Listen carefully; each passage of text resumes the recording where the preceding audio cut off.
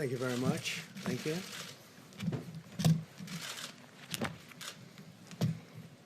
Good evening. I'd like to provide the American people with an update on our efforts to protect the integrity of our very important 2020 election.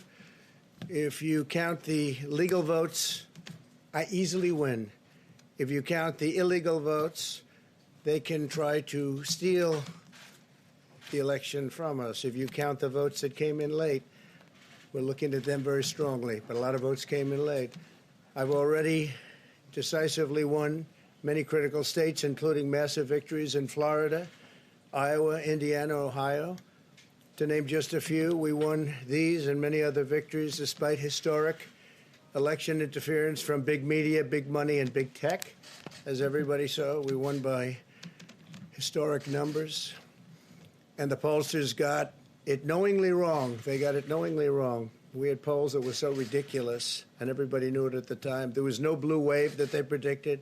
They thought there was going to be a big blue wave. That was false. It was done for suppression reasons. But instead, there was a big wave.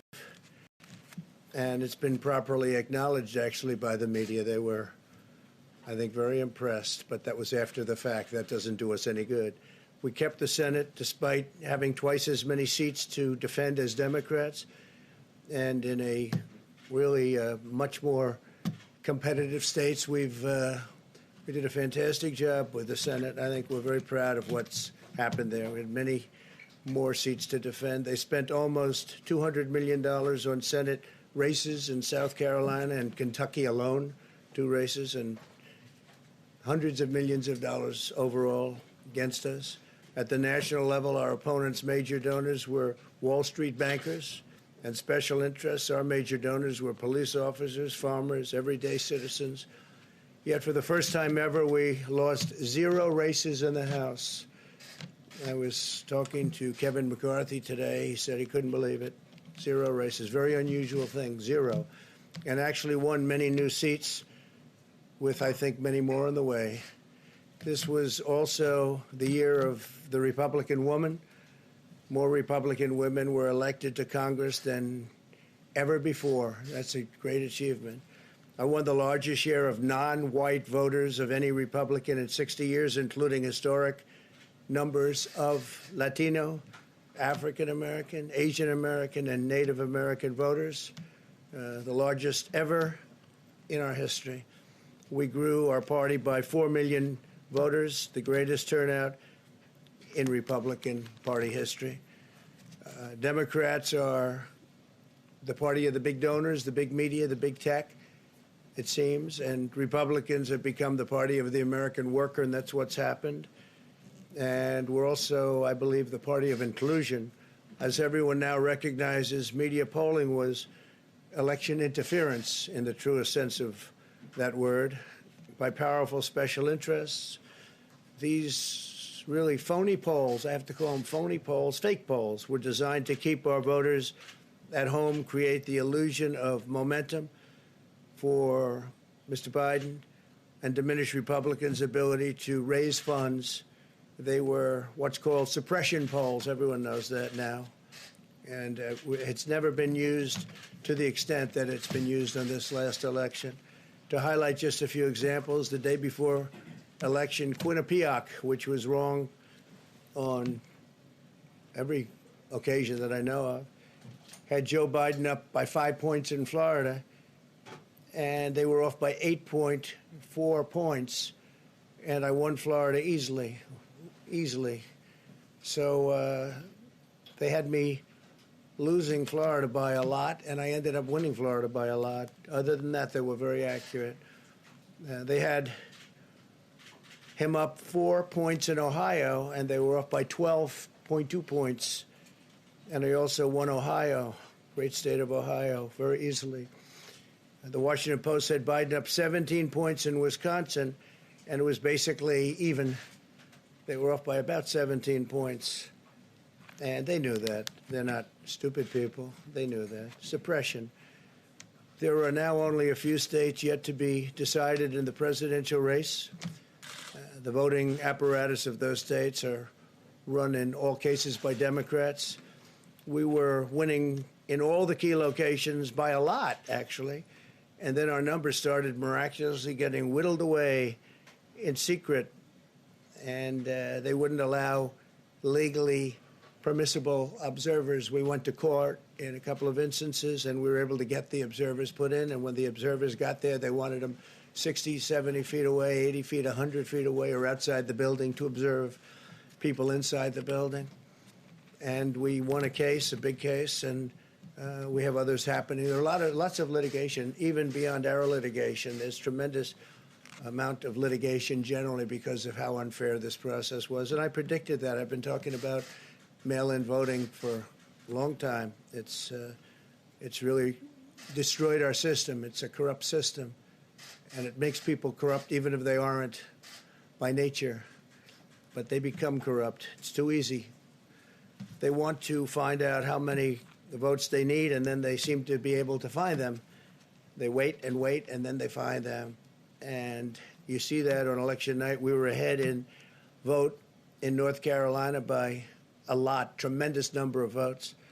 And we're still ahead by a lot, but not as many, because they're finding ballots all of a sudden. Oh, we have some mail-in ballots. It's amazing how those mail-in ballots are so one-sided, too. I know that it's supposed to be to the advantage of the Democrats, but in all cases, they're so one-sided. We were up by nearly 700,000 votes in Pennsylvania. I won Pennsylvania by a lot, and that gets whittled down to, I think they said now we're up by 90,000 votes, and they'll keep coming and coming and coming. They find them all over, and they don't want us to have any observers, although we won a court case. The judge said you have to have observers. Likewise in Georgia, and they're appealing. Actually, they're appealing. We won a case that we want people to watch, and we want observers, and they're actually appealing, which is sort of interesting. I wonder why they'd appeal, that all we want to do is have people watch as they do the vote tabulations. Likewise in Georgia, I won by a lot, with a lead of over getting close to 300,000 votes on election night in Georgia. And by the way, got whittled down, and now it's getting to be to a point where I'll go from winning by a lot to perhaps being even down a little bit. In Georgia, a pipe burst in a faraway location, totally unrelated to the location of what was happening, and they stopped counting for 4 hours, and a lot of things happened. The election apparatus in Georgia is run by Democrats. We also had margins of 300,000. In Michigan, we're way up in Michigan, won the state. And in Wisconsin, we did likewise fantastically well.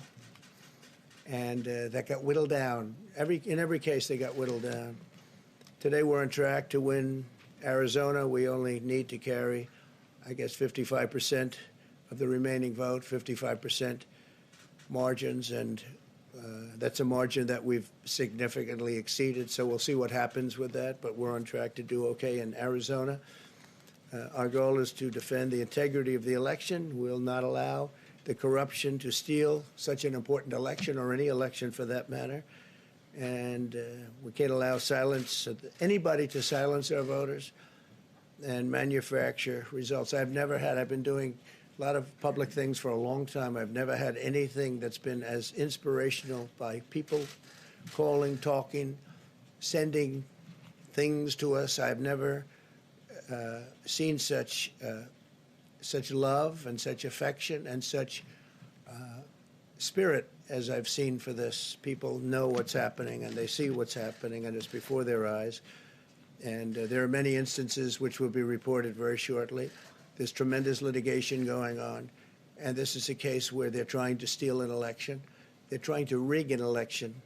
And we can't let that happen. Detroit and Philadelphia, known as two of the most corrupt political places anywhere in our country, easily cannot be responsible for engineering the outcome of a presidential race, a very important presidential race. In Pennsylvania, Democrats have gone to the state Supreme Court to try and ban our election observers, and very strongly. Now, we won the case, but they're going forward. They don't want anybody in there. They don't want anybody watching them as they count the ballots. And I can't imagine why. There's absolutely no legitimate reason why they would not want to have people watching this process, because if it's straight, they should be proud of it. Instead, they're trying, obviously, to commit fraud. There's no question about that. In Philadelphia, observers have been kept far away, very far away, so far that people are using binoculars to try and see, and there's been tremendous problems caused. They put paper on all of the windows so you can't see in, and the people that are banned are very unhappy and become somewhat violent. The 11th Circuit ruled that in Georgia the votes have been in by Election Day, that they should be in by Election Day, and they weren't. Votes are coming in after Election Day.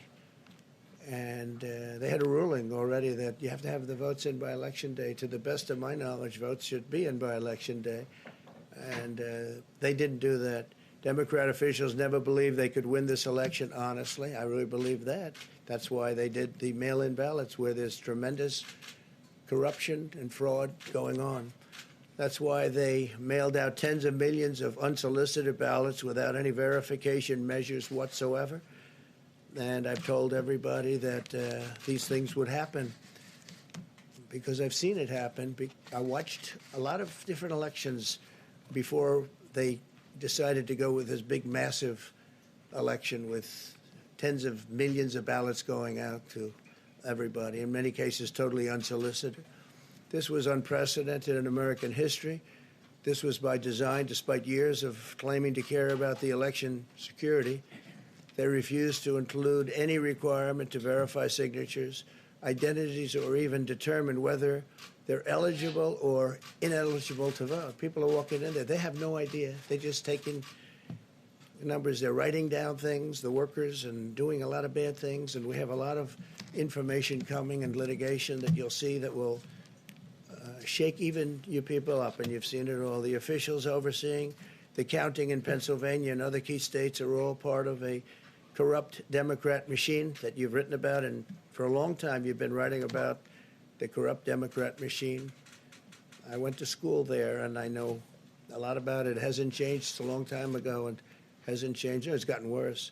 In Pennsylvania, partisan Democrats have allowed ballots in the state to be received 3 days after the election, and we think much more than that.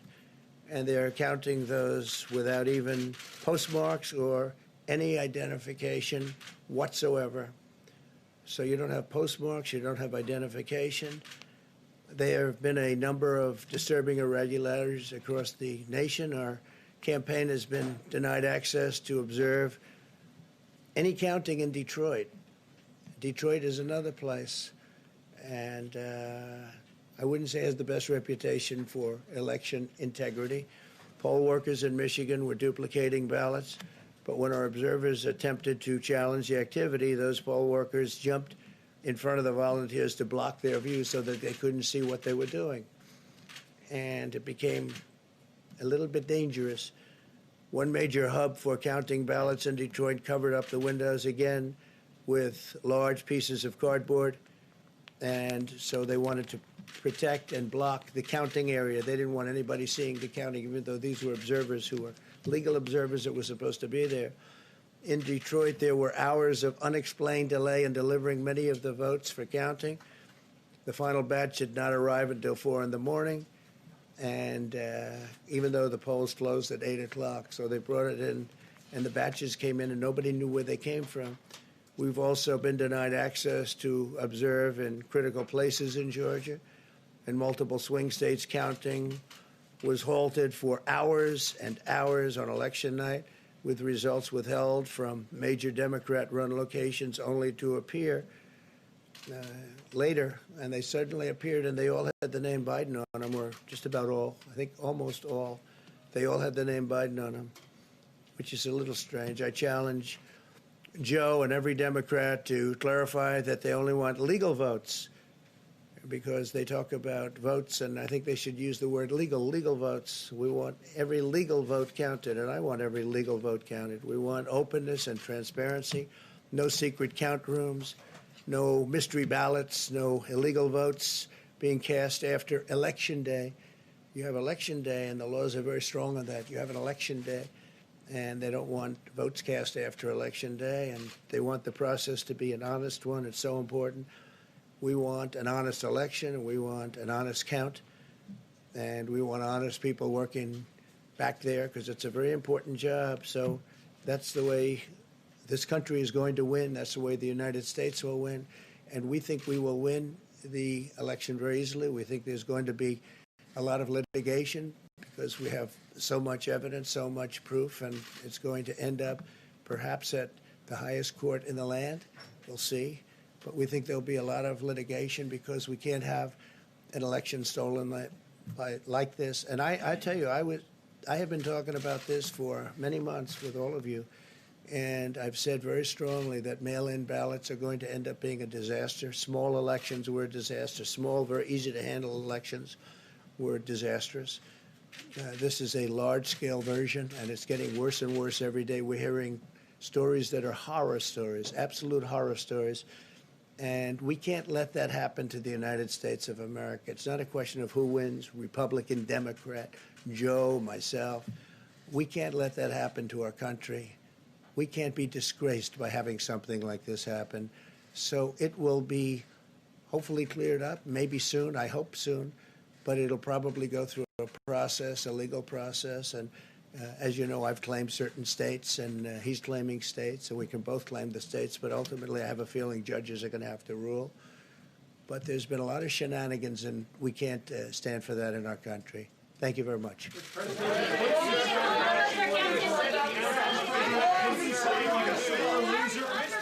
Are you being a sore loser? Haley, why is the president undercutting this process? Haley, are you here as press secretary or Trump advisor?